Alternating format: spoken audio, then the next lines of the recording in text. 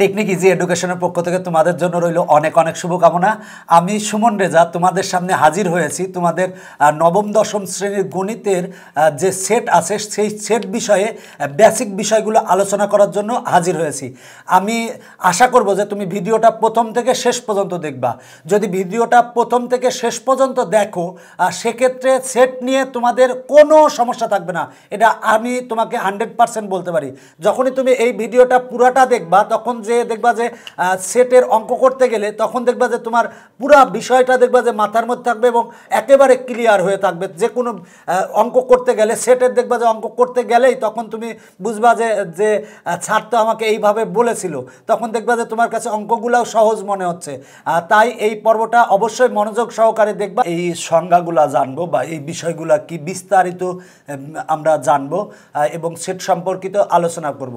German গণিতবিদ George ক্যান্টর সর্বপ্রথম সেটের ধারণা দেন, তাই মানে জর্জ ক্যান্টরকে সেটের আবিষ্কারক বলা হয়। সোফা সেট বা মোবাইল সেট বা মনে করো যে বিভিন্ন ডিনার সেট, এগুলা হচ্ছে দেখো সেট, ডিনার সেট। একটা ডিনার সেটের ভিতরে কিন্তু দেখো যে ব্যাপারটা সেটা হলো যে তুমি নির্ধারণ করতে পারবা যে সেটা 28 পিসের হবে না 36 পিসের হবে না 48 পিসের হবে। ডিনার সেটের ভিতরে বিভিন্ন পিস থাকে। এই দেখো যে ব্যাপারটা সেটা হলো যে ডিনার সেট। তো এর ভিতরে যে বিভিন্ন পিস থাকে, মনে করো প্লেট আছে 6টা বড় প্লেট, এরকম এইটা একটা সেট। তাছাড়া মনে করো সোফা সেট, সোফা সেট যে ব্যাপারটা, সোফা সেট হতে পারে দেখো যে ব্যাপারটা একটা বড় হলো আর দুইটা ছোট হলো, এটাও একটা সেট, সোফা সেট। আবার মোবাইল সেট, মনে করো যে তোমার কাছে দুইটা মোবাইল আছে, একটা মনে করো স্যামসাং কোম্পানির আর একটা আছে মনে করো আইফোন কোম্পানির বা নোকিয়া কোম্পানির। তো এই দুইটা মোবাইল দিয়ে একটা সেট হয়। আবার একটা মোবাইল হলেও সেটা একটা সেট হয়। আবার যদি মনে করো যে মোবাইলের ভিতরে বিভিন্ন পার্টসপাতি আছে, এটাও কিন্তু একটা সেট, কারণ সেই পার্টসপাতি দিয়ে তুমি একটা সেট তৈরি করতে পারো। আরও সহজভাবে বললে মনে করো তুমি বাজারে গেছো কিছু কিনতে, মনে করো যে কোনো একটা দোকানে গেছো, দোকানে যাওয়ার পরে তুমি বিভিন্ন কিছু কিনলা, কেনার পরে একটা প্যাকেটের ভিতরে তোমাকে জিনিসগুলো দিল। এই যে প্যাকেটের ভিতরে দিল, প্যাকেট করে দিল, এইটা হচ্ছে, এগুলো হচ্ছে সেট। এটা হচ্ছে সেট। দেখো একটা প্যাকেট, ওই প্যাকেটটা হচ্ছে সেট। তার মানে প্যাকেটের ভিতর কী কী আছে দেখো তো, তুমি নিজেই চিন্তা করো। প্যাকেটের ভিতরে তুমি মনে করো কিনছো ব্রাশ কিনছো সাপোজ, তারপরে মনে করো সাবান কিনছো, তারপরে শ্যাম্পু কিনছো, কিনে এরকম কিছু কিনে প্যাকেটের মধ্যে দিলা, প্যাকেটের মধ্যে করে দিলে তোমাকে দোকানদার দিল। তো ওই যে প্যাকেটের মধ্যে দিল ওইটা একটা সেট। এর ভিতরে বিভিন্ন প্রকার জিনিস তুমি কিনেছো, এটা একটা সেট। তাছাড়া মনে করো যে এরকম আরও কিছু কিনছো, মনে করো যে ছোট প্যাকেটের ভিতরে এগুলা কিছু দিয়েছে, আরও কিছু কিনছো, আর একটা প্যাকেট দিয়েছে, এইভাবে তোমার 4টা প্যাকেট হয়েছে। তার মানে এখানে কিন্তু প্রতিটা প্যাকেট কিন্তু সেট। এবার যদি 4টা প্যাকেটকে একটা বড় প্যাকেটের মধ্যে দিয়ে তুমি মনে করো ঝুলাই ঝুলাই নিয়ে আসতেছো, সেটাও কিন্তু একটা সেট। ওই ছোট ছোট প্যাকেটগুলো এক একটা সেট, ওই প্যাকেটগুলা আবার একটা সেটের একটা প্যাকেটের মধ্যে আছে। তার মানে ছোটো ছোটো সেটগুলো মিলাই আরও একটা সেট হয়েছে, এটা একটা বড় সেট। যাই হোক, দেখো যে ব্যাপারটা ওই ওই যে মনে করো যে প্যাকেটের মধ্যে তুমি বিভিন্ন কিছু কিনলা, ওগুলা কিন্তু সেটের উপাদান। দেখো সেটের উপাদান। তো সেট তাহলে কাকে বলে দেখো, যদিও আমরা সেটের সংজ্ঞা আমরা পাঠ্য বইতে যে সংজ্ঞাটা পড়ি সেটা হলো যে বাস্তব বা চিন্তা জগতের সুসংজ্ঞায়িত বস্তুর সমাবেশ বা সংগ্রহকে সেট বলে। বাস্তব সেটা বাস্তব জগতের হতে পারে, আবার চিন্তা জগতেরও হতে পারে, যে বাস্তব বা চিন্তা জগতের সুসংজ্ঞায়িত। দেখো সুসংজ্ঞায়িতটা হওয়া গুরুত্বপূর্ণ। সুসংজ্ঞায়িত বস্তুর সমাবেশ বা সংগ্রহকে সেট বলে। বাস্তব বা চিন্তা জগতের সংজ্ঞায়িত বস্তুর সংগ্রহ। দেখো যে ব্যাপারটা তুমি সংগ্রহ করতে পারো, সংগ্রহ বলতে যে ব্যাপারটা তুমি মনে করো ডাক টিকিট সংগ্রহ করো, দেখা যাচ্ছে ডাক টিকিট তুমি 5টা সংগ্রহ করলা, সেটা মিলে কিন্তু একটা সেট হতে পারে। আবার যদি মনে করো যে তুমি একটা ডাক টিকিট সংগ্রহ করলা, সেটাও কিন্তু সেট, সেই সেটের উপাদান হচ্ছে একটা। এবার দেখো সমাবেশ, সংগ্রহ বা সমাবেশ। দেখো সমাবেশ বলতে মনে করো যে একসাথে তুমি মনে করো যে 5জন ফ্রেন্ডকে একত্রিত করলা, ওই 5জন বন্ধু মিলে কিন্তু দেখা যাচ্ছে যে একটা সেট হচ্ছে। সবচেয়ে বড় কথা, সেটের মূল কথা হলো আমরা বাস্তব জীবনের সব ক্ষেত্রেই কিন্তু সেট ব্যবহার করি। কলমের সেট বা চাবির রিংয়ের সেট বা বিভিন্ন কিছু কিনে আনতেছো, ওইটা মিলে একটা সেট তৈরি হতে পারে। এখন বাজারে যাই মনে করো চাল কিনলা, ডাল কিনলা, আলু কিনলা, মাছ কিনলা, সেগুলো মিলে একটা সেট হতে পারে। এক্স, ওয়াই, জেড বা এ, বি, সি দ্বারা প্রকাশ করা হয় এবং সেটের উপাদানগুলোকে ইংরেজি বর্ণমালার ছোট হরফের অক্ষর দ্বারা প্রকাশ করা হয়, মানে A, B, C, X, Y, Z. আবার যে ব্যাপারটা এরকম হয় যে 1, 2, 3 এগুলোও সেটের উপাদান হিসেবে প্রকাশ করা হয়। দেখো মনে করো আমরা এ সেট ইকুয়াল টু লিখলাম 1, 2, 3, এটা একটা সেট।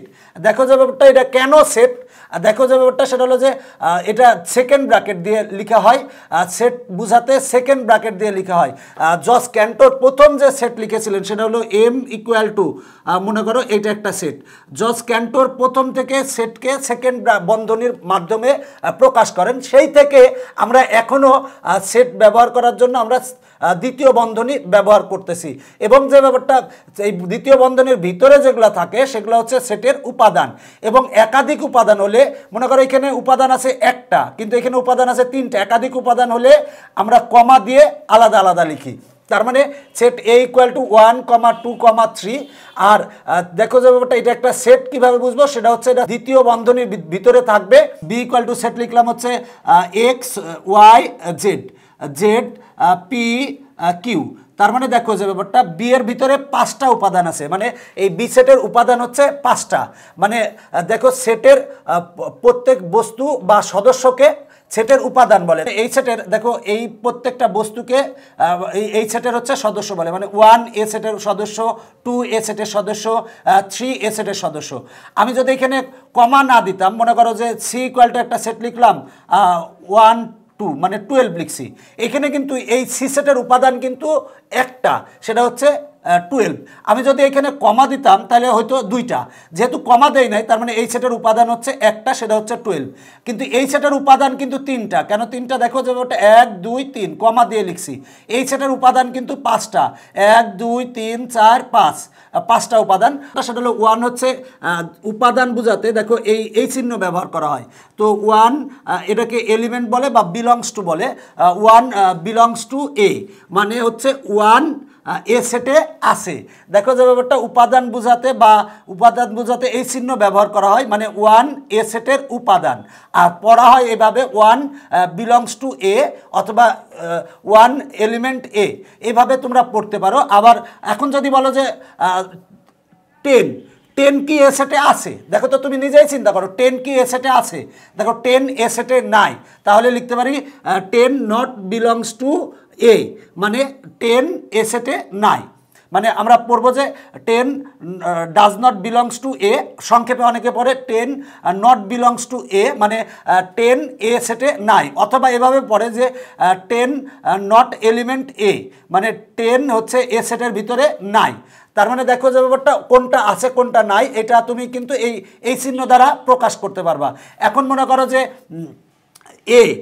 এ হচ্ছে স্মলার এ, এই বি সেটের ভিতরে কি আছে, দেখো বি সেটের ভিতরে নাই, তার মানে a does not belongs to B বা a not belongs to B. আবার যদি মনে করো যে ওয়াই কি বি সেটে আছে, দেখো ওয়াই কিন্তু বি সেটে আছে, তার মানে y belongs to B, y belongs to B বা ওয়াই এলিমেন্ট বি। আশা করি যে উপাদান বুঝেছো। দেখো সেটকে প্রকাশের পদ্ধতি, সেটকে দেখো দুইভাবে প্রকাশ করা যায়, একটা হচ্ছে তালিকা পদ্ধতি আর একটা হচ্ছে সেট গঠন পদ্ধতি। তালিকা পদ্ধতির 3টা নাম, একটা হচ্ছে তালিকা পদ্ধতি, একটা হচ্ছে টেবুলার মেথড, একটা বলা হয় রোস্টার মেথড। দেখো তালিকা পদ্ধতি কাকে বলে, তালিকা পদ্ধতিতে সেটের উপাদানগুলো সুনির্দিষ্টভাবে উল্লেখ করে দ্বিতীয় বন্ধনীর ভিতরে লেখা হয় এবং একাধিক উপাদান হলে কমা দিয়ে লেখা হয়। এখন মনে করো তুমি বাজারে গেছো, বাসায় দেখো মনে করো তুমি বাসায় কিন্তু তালিকা তৈরি করে, তোমার আম্মা তালিকা করে দিল, তুমি এই জিনিসগুলো নিয়ে আসবা, বললো যে চাল কিনে আনবা, তারপরে মনে করো যে বললো যে ডাল কিনে আনবা, এরকম মনে করো যে আর বললো যে মাছ কিনে আনবা, এই 3টা জিনিস তোমাকে কিনে আনতে বললো। তো দেখো এটা তালিকা আকারে আছে, এইটা হচ্ছে দেখো যে ব্যাপারটা তালিকা পদ্ধতি, যে সেটের উপাদানগুলো তালিকা আকারে থাকে, মানে নির্দিষ্ট থাকে, মানে সুনির্দিষ্টভাবে উল্লেখ থাকে। দেখো এটা একটা তালিকা পদ্ধতি, এটা একটা তালিকা পদ্ধতি, এইটা একটা তালিকা পদ্ধতি, এইটা একটা তালিকা পদ্ধতি। তার মানে যে সেটের উপাদান, মানে তালিকা পদ্ধতিতে সেটের উপাদানগুলো সুনির্দিষ্টভাবে উল্লেখ থাকে এবং সেটা দ্বিতীয় বন্ধনীর ভিতরে আবদ্ধ করে রাখা হয় এবং একাধিক উপাদান হলে কমা দিয়ে আলাদা করে করে লেখা হয়। সেট গঠন পদ্ধতিকে সেট বিল্ডার মেথড বা রুল মেথডও বলা হয়। এখন তুমি বলবা তালিকা পদ্ধতি থাকলেই তো সমস্যা ছিল না, কেন সেট গঠন পদ্ধতি আসলো? দেখো, প্রথমে তালিকা পদ্ধতি ছিল, কিন্তু সেট গঠন পদ্ধতি যখন বলা হলো, মনে করো যে 1 থেকে 1000 পর্যন্ত স্বাভাবিক সংখ্যাগুলো লিখো। এখন 1 থেকে 1000 পর্যন্ত স্বাভাবিক সংখ্যাগুলা যদি তুমি খাতায় লিখতে বসো, সেক্ষেত্রে তোমার খাতা শেষ হয়ে যাবে।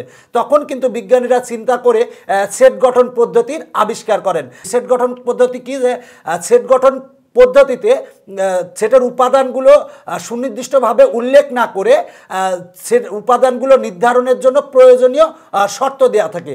এই জন্য, যেহেতু প্রয়োজনীয় শর্ত দেওয়া থাকে, এই জন্য একে রুল মেথডও বলা হয়। দেখো, 1 থেকে 1000 পর্যন্ত স্বাভাবিক সংখ্যাকে আমরা সেট গঠন পদ্ধতিতে যদি আমরা লিখতে চাই, সেক্ষেত্রে এই চিহ্নটারে বলা হয় জেনু বা এরূপ জেনো বা সাজ দ্যাট। তো এই জেনো চিহ্নের আগে একটা অজানা চলক ধরা হয়, এক্স, ওয়াই, জেড, যেটা ইচ্ছা ধরতে পারো। বইয়ে ম্যাক্সিমাম জায়গায় এক্স বা ওয়াই ধরা আছে, আমরা জেড ধরলাম, জেড। এবার দেখো যে ব্যাপারটা, সেটা হলো যে লিখবো জেড যেন জেড স্বাভাবিক সংখ্যা, এবং দেখো যে ব্যাপারটা, সেটা হলো যে জেডের মানটা হবে 1-এর সমান বা 1 থেকে বড়, এবং যে ব্যাপারটা 1000-এর সমান বা 1000-এর ছোট। দেখো, এটা আমরা 1 থেকে 1000 পর্যন্ত স্বাভাবিক সংখ্যাকে আমরা সেট গঠন পদ্ধতিতে লিখেছি। দেখো, বললাম যে জেড, জেড হচ্ছে জেনো চিহ্নের আগে একটা অজানা চলক ধরা হয়, সেই অজানা চলকটা হচ্ছে জেড। তো জেড মানে এই অজানা চলকটাই হবে সদস্য। আমরা এই সেটটাকে এ হিসেবে বিবেচনা করলাম। তো দেখো, জেড হচ্ছে অজানা চলক। এই অজানা চলকের যে শর্ত দেওয়া আছে, সেটা হলো যে জেড যেন জেড স্বাভাবিক সংখ্যা, মানে জেডটা হবে স্বাভাবিক সংখ্যা, এবং বলা আছে জেডের মানটা 1 থেকে 1-এর সমান বা 1 থেকে বড়, এবং 1000-এর সমান বা 1000 থেকে ছোট। এইটাই হচ্ছে সেট গঠন পদ্ধতি। দেখো, সেট গঠন পদ্ধতি আমরা আরও বলতে পারি, মনে করো 2, 4, 6, 8, 10। আমরা যদি এটাকে তালিকা পদ্ধতিতে আছে, মনে করো a = 2, 4, 6, 8, 10, এটা তালিকা পদ্ধতিতে আছে। এটা একটা তালিকা পদ্ধতি। কেন তালিকা পদ্ধতি? দেখো যে ব্যাপারটা, এই সেটের উপাদানগুলো সুনির্দিষ্টভাবে উল্লেখ করা আছে, তাহলে এটা একটা তালিকা পদ্ধতি। এখন দেখো, এটাকে যদি আমরা সেট গঠন পদ্ধতি মানে আরো উন্নত কিছুভাবে যদি লিখি, তাহলে অনেকেই চিন্তা করবে যে কি বলা যায়। তখন বলবে, ও ইয়েস, এটা হচ্ছে মানে এখানে যেগুলো আছে সেগুলো সবই দেখো 2, 4, 6, 8, 10 সবাই কিন্তু জোড় সংখ্যা।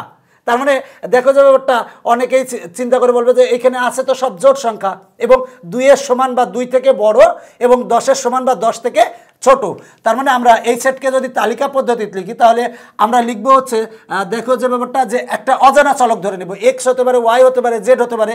এখন মনে করো ওয়াই ধরলাম, ওয়াই যেন ওয়াই, দেখো ওয়াই যেন ওয়াই হচ্ছে, দেখো যে ব্যাপারটা জোড় সংখ্যা, জোড় স্বাভাবিক সংখ্যা, জোড় স্বাভাবিক সংখ্যা। দেখো লিখছি ওয়াই যেন ওয়াই জোড় স্বাভাবিক সংখ্যা। এখন ওয়াই জোড় স্বাভাবিক সংখ্যা, জোড় স্বাভাবিক সংখ্যা তো অনেক, একেবারে শেষ পর্যন্ত না। এখানে কিন্তু বলা আছে 2-এর সমান বা 2 থেকে বড়, এবং 10-এর সমান বা 10 থেকে ছোট। তার মানে লিখবো, এবং ওয়াইয়ের মানটা 2-এর সমান বা 2 থেকে বড়, আর 10-এর সমান বা 10 থেকে ছোট। দেখো যে ব্যাপারটা, এইটাও যা, এই সেটটাও যা, এইটাও কিন্তু তাই। এটা হচ্ছে সেট গঠন পদ্ধতিতে লেখা, আর এটা হচ্ছে আমার তালিকা পদ্ধতিতে লেখা। আমি যদি এটা করি, তাহলে এইটাই আসবে, কিন্তু মানে এইটা আর এইটার মধ্যে কোনো পার্থক্য নাই। দেখো, এটা তালিকা পদ্ধতিতে, এটা সেট গঠন পদ্ধতিতে। বলছি ওয়াই যেন, মানে ওয়াই হচ্ছে অজানা চলক, যে ওয়াইয়ের মানই হবে কিন্তু এগুলা। বলা আছে ওয়াই যেন ওয়াই জোড় স্বাভাবিক সংখ্যা, ওয়াই জোড় স্বাভাবিক সংখ্যা হবে। জোড় স্বাভাবিক সংখ্যা তো অনেক, মনে করো একেবারে 2, 4, 6, 8, 10, 12, 14 এরমভাবে চলতেই আছে জোড় স্বাভাবিক সংখ্যা। এই জন্য আবার শর্ত দিয়েছি, এবং ওয়াইটা হবে 2-এর সমান বা 2 থেকে বড়, এবং 10-এর সমান বা 10 থেকে ছোট। এটা হচ্ছে সেট গঠন পদ্ধতি, আর এটা হচ্ছে তালিকা পদ্ধতি। সেট গঠন পদ্ধতি আর তালিকা পদ্ধতির মধ্যে পার্থক্য হচ্ছে, দেখো যে ব্যাপারটা, তালিকা পদ্ধতিতে সেটার উপাদানগুলো সুনির্দিষ্টভাবে উল্লেখ করা থাকবে। দেখো উল্লেখ করা আছে, এটা হচ্ছে তালিকা পদ্ধতি, এটা এটা একটা তালিকা পদ্ধতি। দেখো চাল ডাল মাছ কিনতে দিয়েছে, এটা একটা তালিকা পদ্ধতি। আর সেট গঠন পদ্ধতিতে সেটার উপাদানগুলো সুনির্ধারিতভাবে উল্লেখ না করে উপাদানগুলো নির্ধারণের জন্য প্রয়োজনীয় শর্ত দেওয়া থাকে। তো এখানে দেখো যে ব্যাপারটা এই ওয়াই এর মানটা হবে এগুলো, এই জেনোর আগে একটা চলক ধরা হয়, চলকটা হচ্ছে ওয়াই। আমরা ওয়াই ধরে নিচ্ছি, এক্স ধরতে পারো, জেড ধরতে পারো, কোনো সমস্যা নাই। ওয়াই যেন ওয়াই হচ্ছে জোড় স্বাভাবিক সংখ্যা। দেখো এখানে জোড় স্বাভাবিক সংখ্যা আছে এবং ওয়াই এর মানটা হবে 2 এর সমান বা 2 থেকে বড়, 10 এর ছোট সমান বা 10 থেকে ছোট। তার মানে দেখো যে ব্যাপারটা সেটা হলো যে আমরা একটা শর্ত দিয়েছি, যদি শর্ত থাকে যে সেটার উপাদানগুলো নির্ধারণের, তাহলে সেটা হবে হচ্ছে সেট গঠন পদ্ধতি। দেখো যে ব্যাপারটা সেট গঠন পদ্ধতিকে রুল মেথডও বলা হয়, কারণ উপাদানগুলো নির্ণয়ের জন্য শর্ত দেওয়া থাকে, তাই রুল মেথডও বলা হয়। এরপরে আসো যে ব্যাপারটা সেটা হলো যে সসীম সেট। সসীম সেট কাকে বলে? যে সেটের উপাদান সংখ্যা গণনা করে নির্ধারণ করা যায় তাকে সসীম সেট বা ফাইনাইট সেট বলে। গণনা করে দেখো এই সেটের উপাদান কয়টা আছে, 1টা 2টা 3টা, এই সেটের উপাদান কয়টা আছে, 1টা 2টা 3টা 4টা 5টা, তার মানে এগুলো হচ্ছে সসীম সেট। এখানে উপাদান কয়টা আছে, 5টা, তাহলে এটা হচ্ছে সসীম সেট। এখানে উপাদান আছে কত, 1000টা, তার মানে এটাও কিন্তু সসীম সেট। এখানে উপাদান আছে কয়টা, উপাদান আছে 5টা, তার মানে এটা হচ্ছে সসীম সেট। যে সেটের উপাদান সংখ্যা গণনা করে নির্ধারণ করা যায় তাকে বলা হয় সসীম সেট বা ফাইনাইট সেট। এরপরে দেখো যে ব্যাপারটা সেটা হলো অসীম সেট। দেখো অসীম সেটকে অনন্ত সেটও বলা হয়। অসীম সেটের ইংরেজি হচ্ছে ইনফাইনাইট সেট। দেখো অসীম সেট কাকে বলে? যে সেটের উপাদান সংখ্যা গণনা করে নির্ধারণ করা যায় না তাকে বলা হয় অসীম সেট।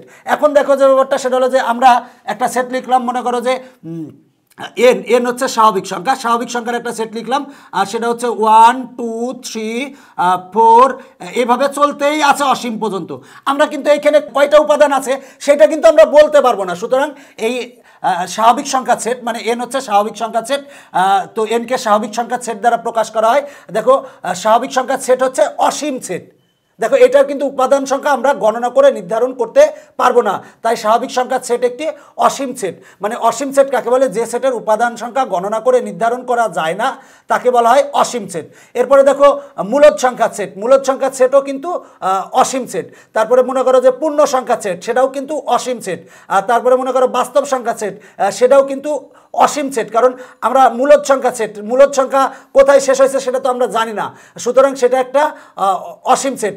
এখন বললাম যে জোড় সংখ্যার সেট। এখন জোড় সংখ্যার সেট কিন্তু জোড় হতে পারে, দেখো যে 2 4 6 8 এইভাবে কিন্তু চলতেই থাকবে। এখানে কোথায় যে শেষ হবে আমরা কিন্তু বলতে পারবো না। সুতরাং জোড় সংখ্যার সেট হচ্ছে অসীম সেট বা অনন্ত সেট। আবার যদি মনে করো যে বিজোড় সংখ্যা সেট, সেটাও কিন্তু অসীম সেট বা অনন্ত সেট, মানে যেটা চলতেই থাকবে, আমরা উপাদান সংখ্যাগুলো গণনা করে নির্ধারণ করতে পারবো না, সেটা হচ্ছে অসীম সেট। এখন বাস্তবে আসো যে আকাশের তারা, আকাশের কত তারা আছে তুমি কি গণনা করে নির্ধারণ করতে পারবা? দেখা যাচ্ছে আকাশের তারা অসংখ্য তারা আছে, সুতরাং এটা হচ্ছে অসীম সেট। এরপরে দেখো যে ব্যাপারটা ফাঁকা সেট। ফাঁকা সেট কাকে বলে বা এমটি সেট কাকে বলে? যে সেটের কোনো উপাদান নেই তাকে বলা হয় ফাঁকা সেট। এখন যে সেটের কোনো উপাদান নাই বলতে আমি বললাম যে 8 থেকে বড় এবং 10 থেকে ছোট মৌলিক সংখ্যা সেট লিখো। মৌলিক সংখ্যা কয়টা আছে বলো? 8 থেকে বড়, 8 থেকে বড় স্বাভাবিক সংখ্যাগুলো 8 9 10। দেখো এর মধ্যে এই স্বাভাবিক সংখ্যাগুলোর মধ্যে কোনো মৌলিক সংখ্যা আছে যে 8 থেকে বড় এবং 10 থেকে ছোট? কোনো, দেখো যে এর ভিতরে কোনো মৌলিক সংখ্যা নাই, সুতরাং এই সেটটা হচ্ছে ফাঁকা সেট। এখন বলা হলো যে 3-এর বড় 4-এর ছোট। দেখো যে ব্যাপারটা বলছি 3-এর বড় 4-এর ছোট স্বাভাবিক সংখ্যা লিখো। এখন দেখো 3-এর বড় 4-এর ছোট, 3-এর বড় হবে আর 4-এর ছোট হবে, তার মানে এই 3 এবং 4-এর মধ্যে হবে কি 3.1, এগুলো তো স্বাভাবিক সংখ্যা না, তার মানে এই সেটের কোনো উপাদান থাকবে না। দেখো ফাঁকা সেটকে আমরা এই চিহ্ন দ্বারা ফাঁকা সেট প্রকাশ করি। এখন দেখো যদি মনে করো কোনো সেটের উপাদান না থাকে, এই একটা সেট, তাহলে মনে করো যে এটা হলো ফাঁকা সেট। আবার দেখো যে ব্যাপারটা ফাঁকা সেটকে আবার আমরা এই চিহ্ন দ্বারাও প্রকাশ করি, তার মানে ফাঁকা সেট কাকে বলে? যে সেটের কোনো উপাদান নেই তাকে বলা হয় ফাঁকা সেট। ফাঁকা সেটকে এই চিহ্ন দ্বারা প্রকাশ করা হয়, আবার এই চিহ্ন দ্বারাও প্রকাশ করা হয়, এই দুইটা চিহ্ন দ্বারাই প্রকাশ করা হয়। তো সুতরাং এটা হচ্ছে ফাঁকা সেট। আবার তোমরা আবার অতিরিক্ত করে চিন্তা করো যে এইটা দ্বারা ব্যবহার করতে যাও ফাঁকা সেট, হবে না, দুইটা যে কোনো একটা ব্যবহার করতে হবে, দুইটা ব্যবহার একসাথে করা যাবে না। তার মানে ফাঁকা সেট কি আমরা বুঝতে পেরেছি। এবার আসো আমরা ভেন চিত্র কি এইটা বুঝবো। দেখো ভেন চিত্র সেটা হলো যে সেটগুলোকে যদি চিত্রের মাধ্যমে প্রকাশ করা হয় তবে সেই চিত্রকে বলা হয় ভেন চিত্র। এখন বিজ্ঞানী জন ভেন সর্বপ্রথম সেটের কার্যবৃদ্ধিকে চিত্রের মাধ্যমে প্রকাশ করেন। তার নাম অনুসারে এই চিত্রকে বলা হয় ভেন চিত্র। মনে করো এ ইকুয়াল টু আছে, এ ইকুয়াল টু একটা সেট আছে, সেটে উপাদান আছে হচ্ছে 1 2, আর বি ইকুয়াল টু আরও একটা সেট আছে, এর উপাদান আছে মনে করো যে 2 3। এখন এই দুইটা সেটকে যদি আমরা চিত্রের মাধ্যমে প্রকাশ করি, মনে করো যে আমরা এই একটা বৃত্ত অঙ্কন করলাম, এইখানে আর একটা বৃত্ত অঙ্কন করলাম। এখন এবার দেখো যে ব্যাপারটা, এই একটা আয়তক্ষেত্র অঙ্কন করলাম, এই আয়তক্ষেত্র অঙ্কন করছি। এখন দেখো এ, এটা হচ্ছে এ, এটা হচ্ছে বি। আচ্ছা, এর উপাদান 1 2, বি এর উপাদান হচ্ছে 2 3, দুইটার কমন হচ্ছে 2, তার মানে কমন অংশ হবে হচ্ছে 2। এরপরে দেখো এখানে হবে 1 আর এখানে হলো 3। দেখো এর উপাদান কত কত আছে, 1 আর 2 আছে, 1 আর 2 আছে। বি এর উপাদান কত কত আছে, 2 আর 3 আছে, 2 আর 3 আছে। আর দেখো যে ব্যাপারটা সেটা হলো যে আমরা এই দুইটা সেটকে চিত্রের মাধ্যমে প্রকাশ করেছি। এই চিত্রকেই ভেন চিত্র বলা হয়। ভেন চিত্র সর্বপ্রথম আবিষ্কার করেন হচ্ছে জন ভেন। তার নাম অনুসারে এই চিত্রকে বলা হয় ভেন চিত্র। এবং দেখো যে ব্যাপারটা সেটা হলো যে এই ভেন চিত্রের অঙ্ক কিন্তু আমরা অনেক ভাবে করব। এবং ভেন চিত্রে দেখো যে ব্যাপারটা সেটা হলো আয়তকার ক্ষেত্র, বৃত্তক্ষেত্র বা ত্রিভুজ ক্ষেত্র ব্যবহার করা হয়। দেখো এখানে একটা আয়তক্ষেত্র ব্যবহার করছি আর এখানে দুইটা বৃত্তক্ষেত্র ব্যবহার করছি। এই যে চিত্র, এই চিত্রকেই বলা হয় ভেন চিত্র। আমি ভেন চিত্র নিয়ে আমি আরও পরে বিস্তারিত আলোচনা করব যে কোনটা কি, কারণ কি আমরা পরেরগুলা যদি আরও জানি ভালো করে, প্রকৃত উপসেট, উপসেট, তারপরে সার্বিক সেট, পূরক সেট, এগুলা জানার পরে আমরা শেষের দিকে আবার ভেন চিত্র নিয়ে বিস্তারিত আলোচনা করাবো। এরপরে দেখো উপসেট কাকে বলে। উপসেট, দেখো একটি সেট থেকে যতগুলো সেট গঠন করা যায় তাদের প্রত্যেকটিকে ওই সেটের উপসেট বলে। এখন দেখো আমার এ সমান হচ্ছে 1 2, মানে এ সমান আছে হচ্ছে 1 2। এই 1 2 সেট থেকে আমরা কি কি সেট গঠন করতে পারি, দেখো যে এই সেটটা থেকে আমরা যতগুলো সেট গঠন করতে পারবো সেই সেটগুলোর প্রত্যেকটিকে এই সেটের হচ্ছে উপসেট বলা হয়। তার মানে দেখো আমরা এই সেট থেকে কি কি গঠন করতে পারি, দেখো আমরা 1 2 লিখতে পারি। দেখো 1 2 এই সেটের একটা উপসেট। আর কি কি সেট গঠন করতে পারি, 1 দিয়ে একটা সেট গঠন করতে পারি, এরপরে 2 দিয়ে একটা সেট গঠন করতে পারি, আর ফাঁকা সেট যে কোনো সেটের উপসেট। সুতরাং আমরা এখানে একটা ফাঁকা সেটও দিতে পারি। তার মানে দেখো যে ব্যাপারটা সেটা হলো এ ইকুয়াল টু 1 2 ছিল, এই 1 2 দিয়ে আমরা 4টা সেট গঠন করছি। তার মানে এই 1 2 হচ্ছে এ সেটের উপসেট, 1 হচ্ছে এ সেটের উপসেট, 2 হচ্ছে এ সেটের উপসেট, ফাঁকা সেটও হচ্ছে এ সেটের উপসেট।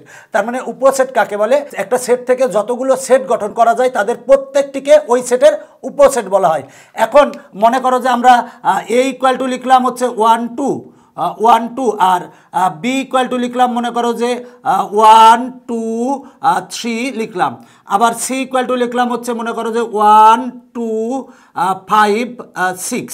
এখন দেখো উপসেটের চিহ্ন, এটা হচ্ছে উপসেটের চিহ্ন।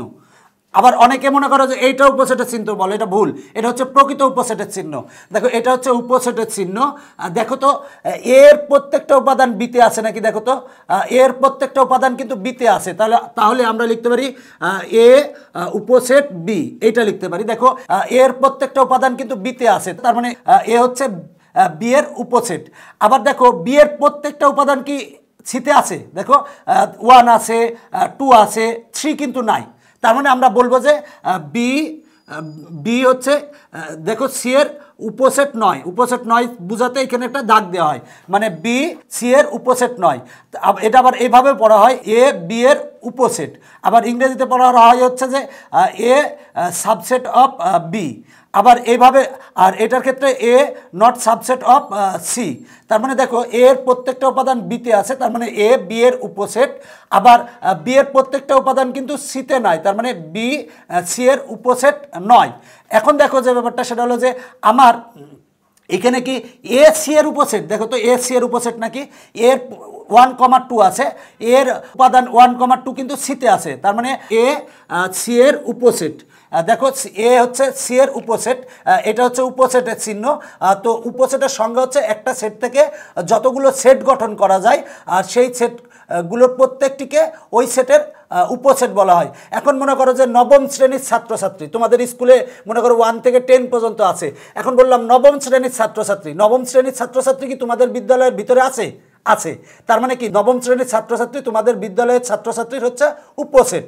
এখন যদি বলা হয় একাদশ শ্রেণীর ছাত্রছাত্রী, একাদশ শ্রেণীর ছাত্রছাত্রী কি তোমাদের স্কুলে আছে? দেখা যাচ্ছে তোমাদের স্কুল হচ্ছে 1 থেকে 10ম শ্রেণী পর্যন্ত, তার মানে একাদশ শ্রেণী কিন্তু তোমাদের স্কুলে নাই। সুতরাং একাদশ শ্রেণী কিন্তু তোমাদের স্কুলের একাদশ শ্রেণীর ছাত্রছাত্রী তোমাদের স্কুলের শ্রেণীর ছাত্রছাত্রীর উপসেট হবে না। তো দেখো উপসেট আশা করি তোমরা বুঝতে পেরেছো। এরপরে দেখো প্রকৃত উপসেট কাকে বলে। কোনো সেট থেকে গঠিত উপসেটগুলোর মধ্যে যে সেটের উপাদান সংখ্যা প্রদত্ত সেটের উপাদান সংখ্যা অপেক্ষা কম তাদেরকে প্রকৃত উপসেট বলে। দেখো আমরা এ সেট থেকে আমরা উপসেট পেয়েছিলাম 4টা, তার মানে দেখো এর উপাদান ছিল 2টা, এই উপাদান থেকে কম হতে হবে। এখানে আমরা 1,2 থেকে সেট গঠন উপসেট হয়েছিল 4টা, 1টা 2টা 3টা 4টা। এর মধ্যে দেখো যে ব্যাপারটা যেটা এই সেট থেকে কম, দেখো 1 কিন্তু কম, এখানে কিন্তু 2টা উপাদান ছিল, এখানে কিন্তু উপাদান 1টা, এখানে 1টা উপাদান, এখানে 2টা ছিল। তার মানে এটা হচ্ছে প্রকৃত উপসেট, এটা প্রকৃত উপসেট, আর ফাঁকা সেট যে কোনো সেটের প্রকৃত উপসেট। 1,2 হচ্ছে দেখো যে ব্যাপারটা প্রকৃত উপসেট না। যদি সমান হয় তাহলে প্রকৃত উপসেট হবে না। প্রকৃত উপসেট হতে হলে নিয়ম হচ্ছে যে উপাদান সংখ্যা মানে এইটার আমরা উপসেট বের করছি এই 4টা, এই উপাদান সংখ্যা এর থেকে কম হতে হবে, সমান হলে হবে না। যেটা সমান হবে সেটা প্রকৃত উপসেট হবে না, সেটা উপসেট হবে। কিন্তু যেগুলো মানে কম সেগুলোকে বলা হয় প্রকৃত উপসেট। মানে কোনো সেটের উপসেটগুলোর মধ্যে যে উপসেটগুলোর উপাদান সংখ্যা প্রদত্ত সেটের উপাদান থেকে কম সেই সেটগুলোকে বলা হয় প্রকৃত উপসেট। দেখো প্রকৃত উপসেট এই সেটের উপসেট হচ্ছে 4টা, কিন্তু প্রকৃত উপসেট হচ্ছে 3টা। দেখো এর প্রকৃত উপসেট হচ্ছে 3টা। এখন মনে করো যে এ কমা বি কমা সি, আমরা এইখান থেকে কয়টা সেট গঠন করতে পারি? প্রথম সেট গঠন করতে পারি সেটা হলো এ বি সি। এরপরে সেট গঠন করতে পারি হচ্ছে এ বি। এরপরে সেট গঠন করতে পারি এ সি। এরপরে সেট গঠন করতে পারি দেখো যে ব্যাপারটা বি সি। এরপরে সেট গঠন করতে পারি এ দিয়ে একটা সেট, বি দিয়ে একটা সেট, সি দিয়ে একটা সেট, আমরা আর ফাঁকা সেট আরেকটা গঠন করতে পারি। দেখো 1টা 2টা 3টা 4টা 5টা 6টা 7টা 8টা পেয়েছি। দেখো আমরা এই সেট থেকে আমরা সেট গঠন করছি হচ্ছে 8টা। দেখো তার মানে এই সেটের দেখো উপাদান ছিল 3টা, আমরা তার মানে উপসেট পেয়েছি হচ্ছে 8টা। এবং প্রকৃত উপসেট কয়টা? দেখো এখানে এইটা কিন্তু প্রকৃত উপসেট না। যে প্রকৃত উপসেটের সংজ্ঞাই হচ্ছে যে এই সেটের থেকে উপাদান কমপক্ষে একটা কম হবে, মানে কম হবে, উপাদান কম হবে। তার মানে দেখো এইটাই কিন্তু এইটা আর এটা সমান, মানে এ বি সি এখানেও আছে, এখানেও এ বি সি আছে। সুতরাং এটা কিন্তু প্রকৃত উপসেট নয়। এ বি আর দেখো এ বি এটার ভিতরে আছে কিন্তু সি বেশি আছে, তার মানে দেখো যে ওটা এটা প্রকৃত উপসেট। এসি কিন্তু এটার ভিতরে আছে, এর উপাদান আছে 3টা, এর উপাদান কিন্তু 2টা। সুতরাং দেখো যে ব্যাপারটা এসি হচ্ছে এই সেটের হচ্ছে প্রকৃত উপসেট, বিসি হচ্ছে প্রকৃত উপসেট। মানে এই এ বি সি এইটা হচ্ছে বাদ দিয়ে বাকিগুলা হচ্ছে এই সেটের প্রকৃত উপসেট। মনে করো এ সেট কিন্তু এ সেটের উপসেট কিন্তু প্রকৃত উপসেট নয়। মানে যে কোনো সেট তার নিজের কিন্তু উপসেট, কিন্তু প্রকৃত উপসেট না। কারণ কি দেখো B set B equal to 2,3, B কিন্তু বি এর হচ্ছে উপসেট, প্রকৃত উপসেট নয়। কোনো সেটের উপাদান সংখ্যা যদি n হয় তাহলে এর উপসেটের সংখ্যা হবে 2 টু দি পাওয়ার n। কেন 2 টু দি পাওয়ার n? দেখো আমরা উপাদান ছিল হচ্ছে 1,2, এটার আমরা উপসেট কত পেয়েছি? 1টা 2টা 3টা 4টা। তার মানে n এর মান যদি 2 হয় তাহলে 2 to the power n 2 to the power 2 equal to 4। মানে আমরা উপাদান সংখ্যা পাচ্ছি 4টা। তার মানে যে ব্যাপারটা সেটা হলো n এর মান যদি 3 হয়, দেখো 3 হলে n এর মান 3 হলে আমরা উপসেট পেয়েছিলাম হচ্ছে 8টা। তার মানে 2 টু দি পাওয়ার দেখো n এর মান হচ্ছে 3, মানে উপাদান সংখ্যা, n হচ্ছে উপাদান সংখ্যা। n এর মান যদি 3 হয় তাহলে 2 টু দি পাওয়ার 3 মানে 8। তার মানে আমরা দেখো যে ব্যাপারটা উপসেট পাবো হচ্ছে 8টা। তার মানে এখানে n এর মান 3, তার মানে উপসেট পেয়েছি 8টা। আর প্রকৃত উপসেট কত পাবো? দেখো যদি কোনো সেটের উপাদান সংখ্যা n হয় তার উপসেটের সংখ্যা হবে 2 টু দি পাওয়ার n, আর প্রকৃত উপসেটের সংখ্যা হবে 2 টু দি পাওয়ার n - 1, মানে একটা কম হবে। তার মানে দেখো এখানে n এর মান হচ্ছে 3 আমরা তার মানে উপসেট পেয়েছি 8টা, তাহলে প্রকৃত উপসেট কয়টা পাবো? প্রকৃত উপসেট একটা কম পাবো, মানে 7টা পাবো। এখন যদি n এর মান যদি 4 হয় তাহলে উপসেট কয়টা হবে? দেখো উপসেট হবে হচ্ছে 2 to the power 4 equal two হবে হচ্ছে 16, আর প্রকৃত উপসেট কত হবে? 2 to the power 4 minus 1 equal to হবে হচ্ছে 15। এখন n এর মান যদি 6 হয় তাহলে উপসেট কয়টা হবে? দেখো n এর মান যদি 6 হয় তাহলে উপসেটের সংখ্যা হবে 2 to the power 6 equal to হচ্ছে 64 হবে, 64 হবে। আর উপসেটের সংখ্যা কয়টা হবে? উপসেটের সংখ্যা হবে 64। আর প্রকৃত উপসেট কত হবে? প্রকৃত উপসেট হবে 2 to the power 6 minus 1 equal to হচ্ছে 63 হবে। তার মানে দেখো যে ব্যাপারটা সেটা হলো উপাদান সংখ্যা যদি তুমি জানতে পারো তাহলে কিন্তু তোমরা উপসেট কয়টা হবে তা কিন্তু বের করতে পারবে এই সূত্র দিয়ে। সেটা হলো যে উপাদান সংখ্যা যদি n হয় তাহলে উপসেটের সংখ্যা হবে হচ্ছে 2 টু দি পাওয়ার n, আর প্রকৃত উপসেটের সংখ্যা হবে 2 to the power n minus 1। দেখো যে ব্যাপারটা সেটা হলো তোমাদের এমসিকিউতে প্রায় আসে যে উপাদান সংখ্যা যদি 5 হয় তাহলে উপসেটের সংখ্যা কয়টা হবে? উপসেটের সংখ্যা হবে 2 টু দি পাওয়ার 5। আর প্রকৃত উপসেটের সংখ্যা কত হবে? প্রকৃত উপসেটের সংখ্যা হবে 2 টু দি পাওয়ার 5 মাইনাস 1। মনে রাখবা যে উপসেটের প্রকৃত উপসেটের মধ্যে পার্থক্য হচ্ছে প্রকৃত উপসেটের ক্ষেত্রে মানে উপসেট যতটা হবে আর প্রকৃত উপসেটে তখন ততটার থেকে একটা কম হবে। যদি 8টা হয় উপসেটের সংখ্যা তাহলে প্রকৃত উপসেটের সংখ্যা হবে হচ্ছে 7টা। এখন দেখো যে ব্যাপারটা সেটা হলো যে আচ্ছা a সমান 1,2 আর b সমান হচ্ছে 1,2,3। এ কি বি এর প্রকৃত উপসেট? ইয়েস, এ বি এর প্রকৃত উপসেট, কারণ দেখো এই 1,2 এইটাতে আছে এবং এটাতে একটা বেশি আছে, তার মানে এ বি এর প্রকৃত উপসেট। এ কি সি এর প্রকৃত উপসেট? হ্যাঁ, এ হচ্ছে সি এর প্রকৃত উপসেট। দেখো 1,2 সিতে আছে এবং সিতে দুইটা উপাদান বেশি আছে, তাহলে এ হচ্ছে সি এর প্রকৃত উপসেট। মনে রাখবা যে ফাঁকা সেট যে কোনো সেটের হচ্ছে প্রকৃত উপসেট। তো আশা করি যে উপসেট প্রকৃত উপসেট তোমরা বুঝতে পেরেছো। এবার দেখবো আমরা সেটের সমতা। দুটি সেটের উপাদান একই হলে সেট দুটিকে সমান বলা হয়। দেখো সেট এ সমান লিখলাম 1,2, আবার বি সমান লিখলাম হচ্ছে 1,2 লিখলাম। তার মানে কি এ এবং বি সেট দুটি হচ্ছে সমান, তার মানে আমরা লিখতে পারি এ ইকুয়াল টু বি। দেখো যে ব্যাপারটা যে কোনো সেটের উপাদানগুলোর পুনরাবৃত্তি ঘটলে বা ক্রম পরিবর্তন করলেও সেটের কোনো পরিবর্তন হয় না।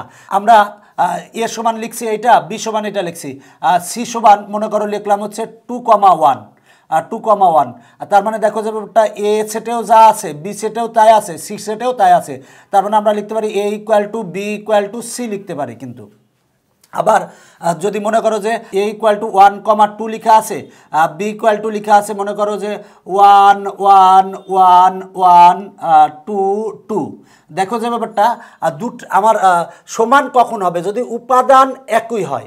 এখানে কিন্তু ক্রম পরিবর্তন হয়েছে, মানে আগে পিছে গেছে, বা একই সংখ্যা বা একই অঙ্ক বা একই বস্তু যদি পুনরাবৃত্তি ঘটে সেটার কোনো পরিবর্তন হবে না। দেখো এখানে 1 আছে আর এখানে 4টা 1 আছে, তো 4টা 1 থাকলেও কিন্তু একটা 1 হিসেবে আমরা বিবেচনা করব। আর যদি এখানে 2 আছে, এখানে 2টা 2 আছে, সেক্ষেত্রেও দেখো যে ব্যাপারটা এ ইকুয়াল টু বি সমান কখন হবে? দুটি সেটে যদি উপাদান যদি একই হয়, উপাদান কিন্তু ভিন্ন ভিন্ন হওয়া যাবে না। আর সে উপাদান যদিও পুনরাবৃত্তি ঘটছে, আমি আগেই বলেছি যে কোনো সেটের উপাদানের যদি ক্রম পরিবর্তন হয় বা পুনরাবৃত্তি ঘটে সেক্ষেত্রে সেটের কোনো পরিবর্তন হবে না। এখন দেখো যে ব্যাপারটা, তার মানে বি সেটের উপাদান কিন্তু 4টা 1 আছে আর এখানে কিন্তু 2টা 2 আছে, কিন্তু এখানে 1 আর 2 আছে। তার মানে কিন্তু দেখো যে ব্যাপারটা এই যদি পুনরাবৃত্তিও ঘটে সেক্ষেত্রেও কিন্তু যে ব্যাপারটা দুইটা হচ্ছে সমান। এখন মনে করো যে তোমার স্কুলে খেলা হচ্ছে, মনে করো যে বিভিন্ন রকম খেলা হওয়ার পরে এখন যারা প্রথম হয়েছে তাদেরকে পুরস্কার দেবে। মনে করো যে রহিম নামে একজন, সে ফুটবল খেলাতেও প্রথম হয়েছে, দৌড়ে প্রথম হয়েছে, লং জাম্পেও প্রথম হয়েছে, সে 3টাতে প্রথম হয়েছে। তাহলে এখন যদি তাদের পুরস্কার দেওয়ার জন্য ডাকা হয়, চেয়ারে যদি বসতে দেওয়া হয়, তাহলে কি তার জন্য কি একাই 3টা চেয়ার রাখবে না একটা চেয়ার রাখবে? অবশ্যই একটা চেয়ার রাখবে। সুতরাং দেখো যে ব্যাপারটা সেটা হলো যে যদি সেটের উপাদান একই উপাদান বারবার লিখি সেক্ষেত্রেও সেটের কোনো পরিবর্তন হয় না। এই সেটের কিন্তু উপাদান হচ্ছে 1 আর 2, তার মানে যে ব্যাপারটা এ ইকুয়াল টু বি। এখন যদি আমরা সি ইকুয়াল টু লিখি 1,2,2,3 লিখি, তাহলে কি এ আর সি কি সমান? না, সমান না, কারণ এখানে একটা উপাদান বেশি আছে, সেটা হচ্ছে 3। তার মানে আমরা এ আর সি কিন্তু সমান লিখতে পারবো না। তার মানে সেটের ক্ষেত্রে অবশ্যই যে ব্যাপারটা সমান হতে হলে আমার উপাদান একই থাকতে হবে, সে আলাদা জায়গায় থাকুক বা পুনরাবৃত্তি ঘটুক, সেটা কোনো সমস্যা না। মনে করো যে এ বি আছে আর এখানে আছে বি এ আছে, দেখো এই দুইটা সেট কিন্তু সমান, এরা জায়গা পরিবর্তন হয়েছে কিন্তু এই সেট দুইটা সমান, তার মানে এই সেট ইকুয়াল টু আমরা এই সেট লিখতে পারি। এরপরে দেখো যে ওটা সেটের অন্তর, দেখো সেটের অন্তরকে আমরা এ সেট আছে বি সেট আছে, মনে করো যে A equal to A B আর বি ইকুয়াল টু মনে করো যে বি সি। তাহলে এই সেটের অন্তর আমরা কিভাবে বের করব? এটারে পড়া হয় এ বাদ বি, দেখো এ বাদ বি পড়া হয়, এটারে বাদ পড়া হয়, মানে এ বাদ বি, মানে এ সেটের উপাদানগুলো থেকে বি সেটের উপাদানগুলো বাদ দেওয়ার পর এ সেটে যে উপাদানগুলো থাকবে সেটা হবে হচ্ছে এ বাদ বি। আমরা এ বাদ বি যদি করি তাহলে এ লিখলাম, এ হচ্ছে এ কমা বি বাদ বি হচ্ছে বি কমা সি। এখন দুইটা সেটের যেগুলো কমন উপাদান আছে সেটা বাদ দিব, দেখো বি এইটাতেও আছে, এইটাতেও আছে, তার মানে বাদ। এবার এই দেখো এই সি কিন্তু আসবে না, আসবে প্রথম সেটে যেগুলো আছে সেগুলো আসবে। তোমরা অনেকেই ভুল করে এ সি লিখে দাও, সি হবে না, কিন্তু সি কিন্তু গোল্লাই চলে যাবে। মনে রাখবা যে দুটি সেটের মানে আমরা যদি বাদ দিতে চাই, এ সেট থেকে বি সেট যদি বাদ দিতে চাই, তাহলে কমন উপাদানগুলো বাদ দেওয়ার পরে প্রথম সেটে যেগুলো থাকবে আমরা সেগুলাই লিখব। এখন মনে করো যে 5,6 মাইনাস মনে করো যে 5,6,7, দেখো কমন উপাদানগুলো বাদ দিব, তার মানে 5 বাদ 6 বাদ 7 কিন্তু গোল্লাই চলে যাবে। মনে রাখবা যে এই পাশে যেটা থাকবে সেটা গোল্লাই চলে যাবে, বাদ চলে যাবে, আর এইখানে যা থাকবে তাই লিখতে হবে। এইখানে কিন্তু কোনো উপাদান নাই, তার মানে হবে হচ্ছে ফাঁকা সেট হবে। এখন মনে করো যে এ কমা বি আর মাইনাস হচ্ছে বি, যদি আমরা করি তাহলে দেখো কমন উপাদান বাদ, এই কমন উপাদান বাদ দেওয়ার পর প্রথম সেটে যেটা থাকবে আমরা সেটা লিখব। প্রথম সেটে থাকে হচ্ছে এ লিখছি, দেখো এইখানে কিন্তু কমন উপাদান বাদ দেওয়ার পরে এইখানে 7 ছিল, আমরা কিন্তু 7 নিব না। নিয়ম হচ্ছে যে দুইটার কমন উপাদানগুলো বাদ দেওয়ার পরে প্রথম সেটে যেগুলো থাকে সেইটা লিখতে হয়। তো সেটা হচ্ছে অন্তর। আর সেট গঠন পদ্ধতিতে যদি আমরা লিখি এ বাদ বি, এইভাবে লেখা হয়, আবার এইভাবেও লেখা হয়, এ বাদ বি এইভাবেও লেখা হয়। যদি সেট গঠন পদ্ধতিতে লিখি তাহলে লিখবো হচ্ছে এক্স যেন এক্স বিলংস টু এ এবং হচ্ছে x not belongs to B. এটা যদি আমরা সেট গঠন পদ্ধতিতে লিখি, এইটাকে সেট গঠন পদ্ধতিতে লিখি মানে এক্স যেন এক্সটা হচ্ছে এর সদস্য হবে, মানে এক্স এতে থাকবে এবং এক্স হচ্ছে বিতে থাকবে না। এটাকে যদি তুমি সেট গঠন পদ্ধতিতে লিখো তার মানে এক্স যেন এক্স বিলংস টু এ এবং x not belongs to B, মানে এক্সটা হচ্ছে এতে থাকবে এবং এক্সটা হচ্ছে বিতে থাকবে না। এইটা হচ্ছে সেট গঠন পদ্ধতিতে লিখলে। আশা করি তোমরা সেটের অন্তর বুঝতে পেরেছো। এখন আমরা পড়বো সার্বিক সেট বা ইউনিভার্সাল সেট। দেখো সার্বিক সেট কাকে বলে? আলোচনায় সংশ্লিষ্ট সকল সেট যদি একটি নির্দিষ্ট সেটের উপসেট হয় তবে ওই নির্দিষ্ট সেটকে ওই উপসেটগুলোর সাপেক্ষে সার্বিক সেট বলে।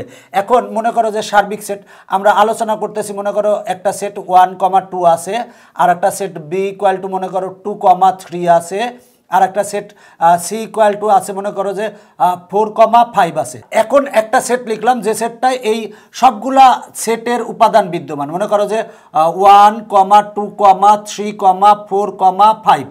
দেখো যে ব্যাপারটা সেটা হলো যে 1 এই সেটে আছে, 2 এই সেটে আছে, দেখো 3 এই সেটে আছে, 4 এই সেটে আছে, 5 এই সেটে আছে।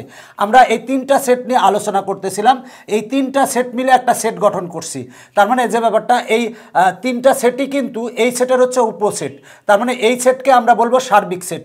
সার্বিক সেটকে ইউ দ্বারা প্রকাশ করা হয়, দেখো ইউ দ্বারা প্রকাশ করা হয় সার্বিক সেটকে। দেখো সার্বিক সেট হচ্ছে যে আমরা কয়েকটা সেট নিয়ে আলোচনা করতেছি, সেই সেটগুলো যদি একটা নির্দিষ্ট সেটের উপসেট হয় তাহলে এই সেটগুলোর সাপেক্ষে এই সেটকে সার্বিক সেট বলা হয়। তার মানে দেখো যে একটা সার্বিক সেটে এই এ বি সি এই সেটের সবগুলো উপাদান কিন্তু এই সেটে আছে, সুতরাং এই সেটকে সার্বিক সেট বলা হয়। তার মানে এ বি সি এই তিনটা সেটের সাপেক্ষে ইউ হচ্ছে সার্বিক সেট। এরপরে দেখো যে ব্যাপারটা সেটা হলো পূরক সেট। পূরক সেট দেখো মানে সার্বিক সেট থেকে যদি আমরা এ সেট বাদ দিলে যেটা পাবো সেটা হবে হচ্ছে পূরক সেট। দেখো আমরা যদি মনে করো যে এ সেটের পূরক সেট বের করবো, এই পূরক সেটের চিহ্ন হচ্ছে উপরে একটা দাগ দেয়, অথবা পূরক সেটের চিহ্ন এ টু দি পাওয়ার সি অথবা এর উপরে একটা দাগ বা প্রাইম। তো দেখো এর পূরক সেট, এ সেটের পূরক সেট কীভাবে বের করবো, ইউ মাইনাস এ, মানে সার্বিক সেট থেকে যদি আমরা এ সেট বাদ দিই তাহলে আমরা এ সেটের পূরক সেট পাবো। তার মানে দেখো আমরা পূরক সেট কত পাবো, সেটা হলো ইউ থেকে যদি আমরা এ বাদ দিই তার মানে 1 আর 2 কমন উপাদান বাদ চলে গেলে থাকে হচ্ছে 3, 4, 5, মানে এ প্রাইম ইকুয়াল টু 3,4,5। এখন যদি বলা হয় যে সি প্রাইম ইকুয়াল টু কত, দেখো C prime equal to U minus C. দেখো ইউ থেকে যদি আমরা সি মাইনাস করি তার মানে ইউ এবং সি এর কমন উপাদান বাদ দিব, মানে 4, 4 বাদ, 5, 5 বাদ, থাকে হচ্ছে 1, 2, 3, তার মানে 1, 2, 3। এটা হচ্ছে সি সেটের পূরক সেট, মানে C prime equal to U minus C. তার মানে পূরক সেট হচ্ছে সার্বিক সেট থেকে যদি এ সেটের উপাদানগুলো বাদ দেওয়ার পরে সার্বিক সেটের মানে বাদ দেওয়ার পরে যে উপাদানগুলো থাকবে সেটাই হচ্ছে পূরক সেট, এ সেটের পূরক সেট। মানে এ বাদে যে উপাদানগুলো আছে, মনে করো আমরা যদি ভেন চিত্রে দেখি যদি মনে করো এখানে ভেন চিত্রে আছে এ সমান মনে করো আছে 1, আর ইউ হচ্ছে মনে করো ইউ এর উপাদান হচ্ছে 2। তার মানে যে ব্যাপারটা এ প্রাইম ইকুয়াল টু কোনগুলা, তার মানে এ সেটের এই বৃত্তটা বাদ যাবে, বাদ যাওয়ার পরে যেগুলো থাকবে সেটা হচ্ছে এ প্রাইম, মানে এ প্রাইম হচ্ছে যেগুলা, এইটুকু হচ্ছে এ প্রাইম। তার মানে এ প্রাইম ইকুয়াল টু হবে হচ্ছে ইউ মাইনাস এ। তার মানে দেখো যে ব্যাপারটা ইউ আমার ইউ এর উপাদান কত, দেখো ইউ এর উপাদান হচ্ছে মানে ইউ বলতে টোটাল আয়তক্ষেত্রটা, তার মানে ইউ এর উপাদান হচ্ছে 1,2 আর মাইনাস এর উপাদান হচ্ছে 1। তার মানে আমরা 1 বাদ দিলাম, 1 আর 1 বাদ দিলে থাকে হচ্ছে 2। তার মানে যে ব্যাপারটা সেটা হলো যে এর পূরক set A prime equal to হচ্ছে আমরা পাচ্ছি হচ্ছে 2, মানে এ বাদ দিয়ে যেটুকু আছে এ বাদ দিয়ে এই যে এই অংশটুকু হচ্ছে 2। তার মানে আমরা এ প্রাইম ইকুয়াল টু পেয়েছি হচ্ছে 2। আশা করি পূরক সেট এবং সার্বিক সেট বুঝতে পেরেছো। এরপরে দেখো সংযোগ সেট কাকে বলে, 2 বা ততোধিক সেটের সকল উপাদান নিয়ে গঠিত সেটকে সংযোগ সেট বলে। সংযোগ সেটের চিহ্ন হচ্ছে এইটা, আর ইউ হচ্ছে সার্বিক সেটের ক্ষেত্রে এই উপরে দুইটা দাগ দিবা, আর এটা হচ্ছে সংযোগ সেট। এখন মনে করো এ আর বি, এ সংযোগ বি যদি আমরা বের করি, দেখো সংযোগ সেট কাকে বলে, 2 বা ততোধিক সেটের সকল উপাদান নিয়ে গঠিত সেটকে সংযোগ সেট বলে। তো যদিও আমি সংযোগ সেটকে নাম দিতে পারি হচ্ছে লসাগু। দেখো লসাগু বলতে যে ব্যাপারটা এইখানে যে উপাদানগুলো আছে সবগুলো আসবে, কিন্তু যে উপাদানটা কমন আছে সেটা একবার লিখবো। দেখো আছে কি প্রথমে আমরা লিখতে পারি 1 আর 2 দুই জায়গায় আছে, তার মানে আমরা 2 লিখবো। এরপরে হচ্ছে 3, তার মানে এ সংযোগ বি ইকুয়াল টু 1, 2, 3। এটা পড়া হয় এ সংযোগ বি, আবার এইভাবেও পড়ে যে এ ইউনিয়ন বি। এখন মনে করো যে 5, 6, 7 আছে, আর মনে করো যে বলা হলো যে এক্স, ওয়াই, 7 বলা হলো, এই দুইটা সেটের সংযোগ সেট বের করো। তাহলে সংযোগ সেট হবে কত, দেখো 5, তারপরে 5 এইটাতে আছে এইটাতে নাই তাও আমরা 5 নেব, 6 এইটাতে আছে এইটাতে নাই তাও আমরা 6 নেব। এরপরে দেখো 7 এইটাতেও আছে তার মানে 7 নেব, একবার নেব। এরপরে এক্স আছে এক্স নেব, এরপরে ওয়াই আছে ওয়াই নেব। তার মানে দেখো যে ব্যাপারটা 2 বা ততোধিক সেটের সকল উপাদান নিয়ে গঠিত সেটকে সংযোগ সেট বলে। দেখো এই সেট আর এই সেট দুইটা সেটের আমরা সকল উপাদান নিয়েছি, সকল উপাদান নিয়ে গঠিত সেটকেই বলা হয় সংযোগ সেট। আরও সহজভাবে বললে লসাগু, কমনগুলো আসবে আনকমনগুলো আসবে, সেটা হচ্ছে সংযোগ সেট বা এই সেট ইউনিয়ন এই সেট সমান এইটা আসে। এখন দেখো যে ব্যাপারটা সেটা হলো যে সেট 2 বা ততোধিক সেটের সাধারণ উপাদান বা কমন উপাদান নিয়ে গঠিত সেটকে সেট বলে। এখন যদি এ সেট বি বের করি আমরা, A set B equal two হবে কত, দেখো এ সেট আর বি সেটের যেটা কমন আছে সেটা নিব। তার মানে এ সেট আর বি সেটের কমন হচ্ছে 2, তার মানে হবে হচ্ছে 2, তার মানে আমরা 2 লিখব। এখন যদি বলা হয় যে বি সেট সি বের করো, মানে বি সেট সি যদি আমরা বের করি, তার মানে এই দুইটা সেটের কোনো কমন নাই। দেখো এই বি সেটে আছে হচ্ছে 2 আর 3, সি সেটে আছে 4 আর 5, তার মানে দুইটা সেটে কমন নাই, তার মানে হবে হচ্ছে ফাঁকা সেট। দেখো ফাঁকা সেট হয়েছে। এখন মনে করো যে 1, 2 আর সেট হলো 3, 4, তাহলে দেখো এই দুইটা সেটের কোনো কমন উপাদান নাই, তার মানে এটার অ্যান্সার হবে ফাঁকা সেট। কিন্তু এখানে যদি 1 থাকতো, তার মানে এইটার কমন কি? দেখো তো দুইটা সেটের কমন হচ্ছে 1, আর তার মানে হচ্ছে এটার অ্যান্সার হচ্ছে 1। দেখো যে ব্যাপারটা, সেট সেটকে এই চিহ্ন দ্বারা প্রকাশ করা হয়, এই চিহ্ন দ্বারা সেট সেটকে প্রকাশ করা হয়, এবং এ আর বি, তার মানে এটা পড়া হয় এ সেট বি বা এ ইন্টারসেকশন বি। তার মানে দেখো যে ব্যাপারটা এ ইন্টারসেকশন বি বা এ সেট বি।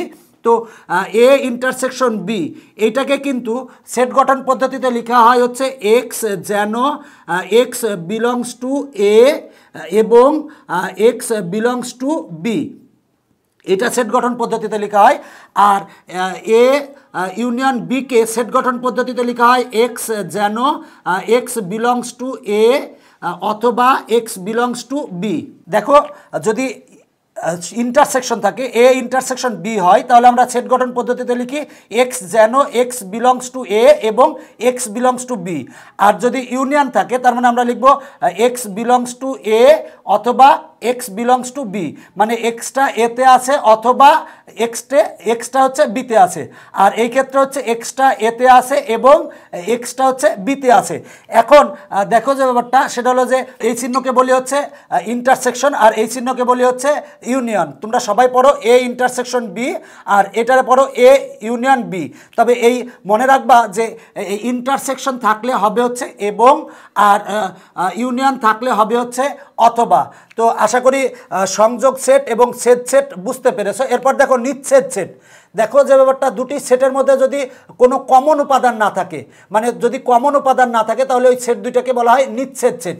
এখন মনে করো যে এই সেট আর এই সেট, দেখো এইখানে আছে 1, এখানে আমরা লিখি মনে করো যে 1,2 আছে, আর আরেকটা সেট এ ইকুয়াল টু 1,2 আছে, বি ইকুয়াল টু আছে 4,5 আছে। এখন এ ইন্টারসেকশন বি যদি বের করে যদি ফাঁকা সেট আসে, দেখো এ আর বি আর দেখো দুইটার মধ্যে কোনো কমন নাই, তার মানে আসছে ফাঁকা সেট। তার মানে এ এবং বি সেট দ্বয় পরস্পর নিচ্ছেদ সেট। এখন দেখো যে ব্যাপারটা মনে করো যে আমরা এখানে একটা সেট অঙ্কন করলাম, এখানে একটা সেট অঙ্কন করলাম, এটা হচ্ছে এ, এইটা হচ্ছে এ, এটা হচ্ছে বি। দেখো এ আর বি সেট দ্বয় কিন্তু নিচ্ছেদ, দেখো এরা ছেদ করে নাই, তার মানে যে ব্যাপারটা এ ও বি সেট দ্বয় পরস্পর নিচ্ছেদ সেট।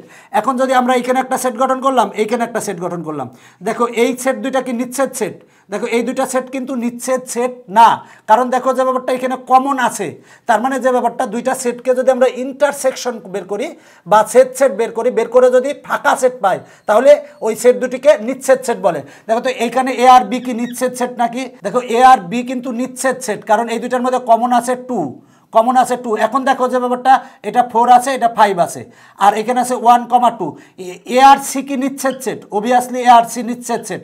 কেন এ আর সি নিচ্ছেদ সেট? কারণ এই দুইটা সেটের মধ্যে কোনো কমন উপাদান নেই, সুতরাং এ এবং সি সেট দ্বয় পরস্পর নিচ্ছেদ সেট।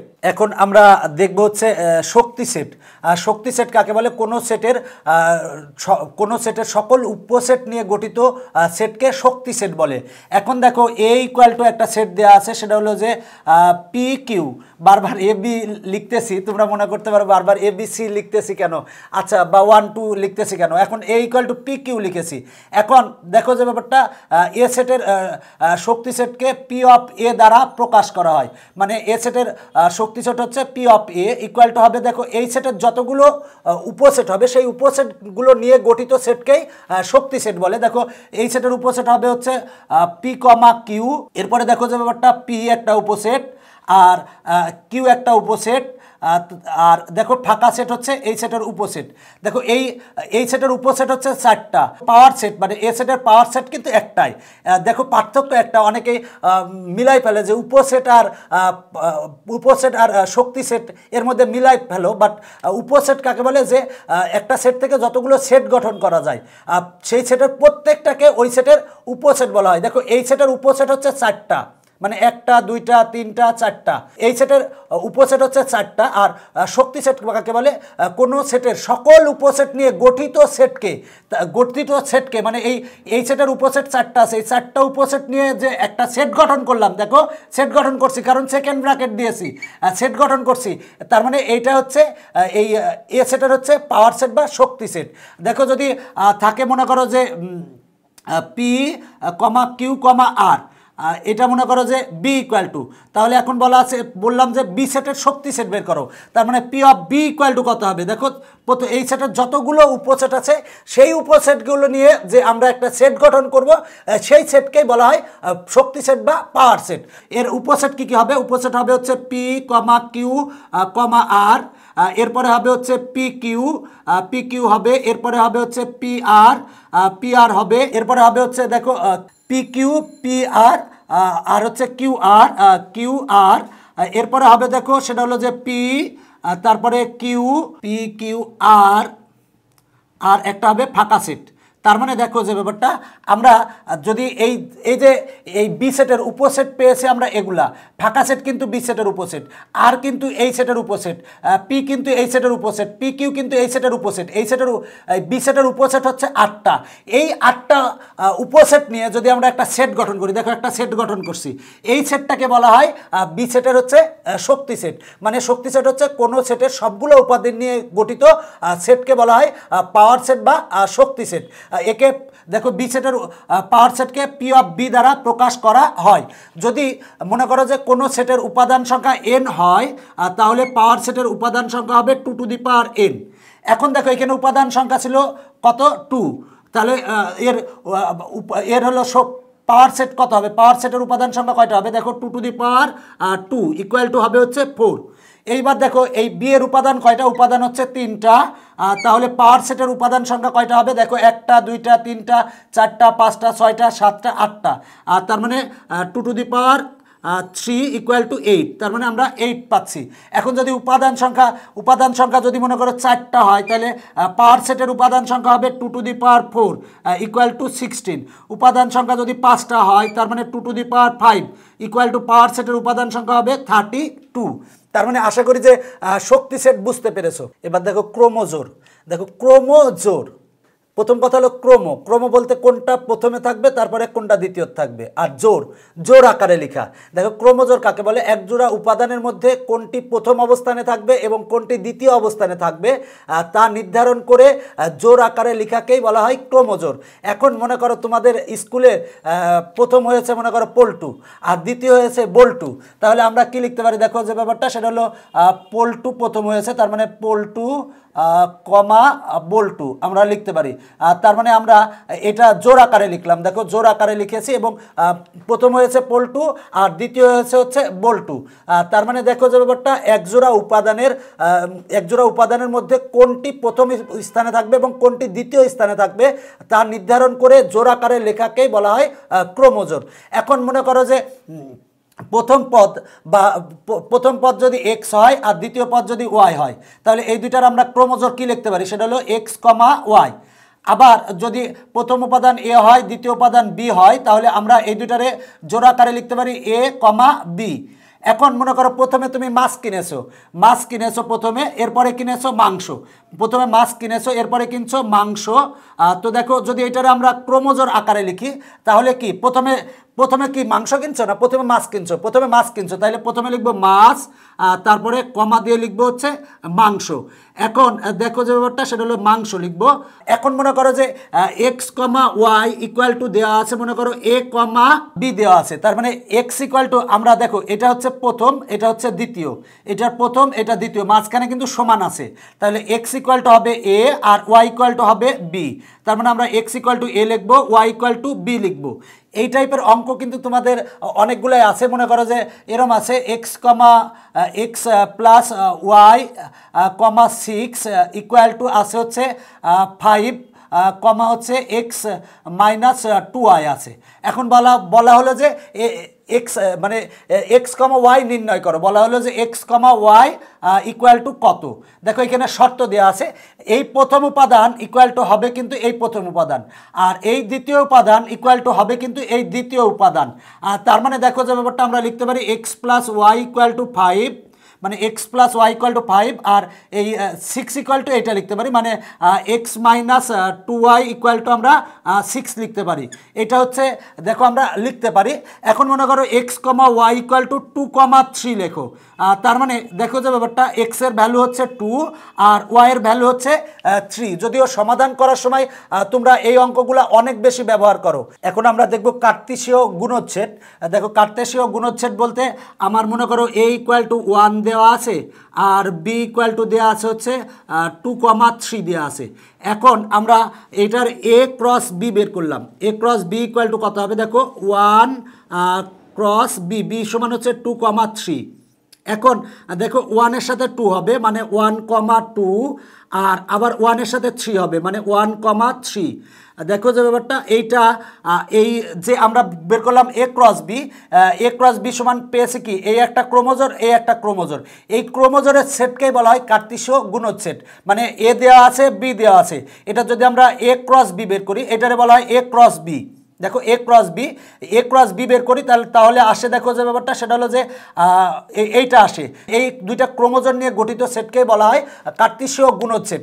আর তার মানে দেখো যে ব্যাপারটা তবে এটা হবে কিন্তু সবসময় প্রথমে। দেখো এ হচ্ছে প্রথমে হবে, দেখো এটাতে প্রথমে আছে এর উপাদানগুলো হবে প্রথমে, তার মানে এর উপাদান আছে 1, তার মানে 1 প্রথমে আছে, এইখানে 1 প্রথমে আছে।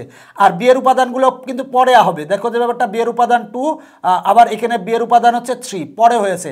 এখন যদি মনে করো যে মনে করো এক্স কমা ওয়াই আর বলা হলো cross x comma y comma Z, এইটার যদি আমরা কার্তেশীয় গুণচ্ছেদ বের করি তাহলে দেখো যে ব্যাপারটা হবে হচ্ছে এই এক্স এর সাথে এই এক্স হবে মানে এক্স কমা এক্স, এরপরে হবে হচ্ছে এই এক্স এর সাথে ওয়াই হবে মানে এক্স কমা ওয়াই, এরপরে হবে দেখো এ এক্স এর সাথে জেড হবে তার মানে এক্স কমা জেড, এরপরে হবে ওয়াই এর সাথে এক্স তার মানে ওয়াই কমা এক্স, আর এই ওয়াই এর সাথে এই ওয়াই হবে তার মানে ওয়াই কমা ওয়াই, এই ওয়াই এর সাথে জেড হবে তার মানে ওয়াই এর সাথে জেড হবে।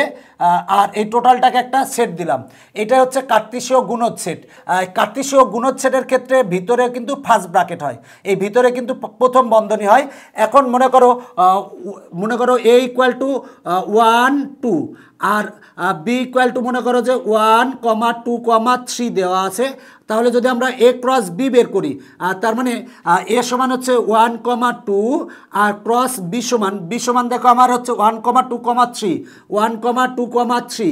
আমরা যদি এটা ক্রস করি তাহলে 1,1 হবে, এরপরে 1,2 হবে মানে 1 এর সাথে 1 এর সাথে 2 1 এর সাথে 3 হবে তার মানে 1,2 1,3, এরপর 2 এর সাথে 1 হবে মানে 2,1 2,2 আবার 2,3 হবে মানে 2 এর সাথে হবে 1 2 এর সাথে হবে 2 2 এর সাথে হবে 3 এবং মাঝখানে একটা করে কমা হবে এবং টোটালটা একটা সেকেন্ড ব্র্যাকেট হবে। এটা হচ্ছে কার্তেশীয় গুণচ্ছেদ। আর দেখো সেট গঠন পদ্ধতিতে যদি আমরা কার্তেশীয় গুণচ্ছেদকে লিখি তার মানে আমরা লিখব এক্স কমা ওয়াই যেন এক্সটা হবে এর সদস্য এবং ওয়াইটা হবে হচ্ছে বি এর সদস্য।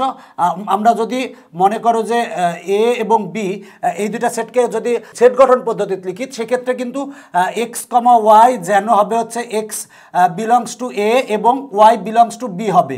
তার মানে যে ব্যাপারটা সেটা হলো যে এক্সটা হবে এর সদস্য আর ওয়াইটা হবে বি এর সদস্য মানে এক্স বিলংস টু এ এবং ওয়াই বিলংস টু বি হবে। দেখো এখন কার্তেশীয় গুণচ্ছেদ আশা করি বুঝছো। দেখো আমার সবগুলাই বোঝানো হয়েছে। তোমাদের এই সেট অনুশীলনীতে যে টপিকসগুলো আছে সেগুলো সুন্দর করে বুঝাই দিয়েছি যাতে তোমাদের সমস্যা না হয়। এখন আমরা বলেছিলাম যে ভেনচিত্র নিয়ে বিস্তারিত আলোচনা করব। দেখো ভেনচিত্রের অনেক সময় চিত্র দেয়া থাকে, এখন বলা হয় যে কোনটা কি সেটা কিন্তু জানার দরকার আছে।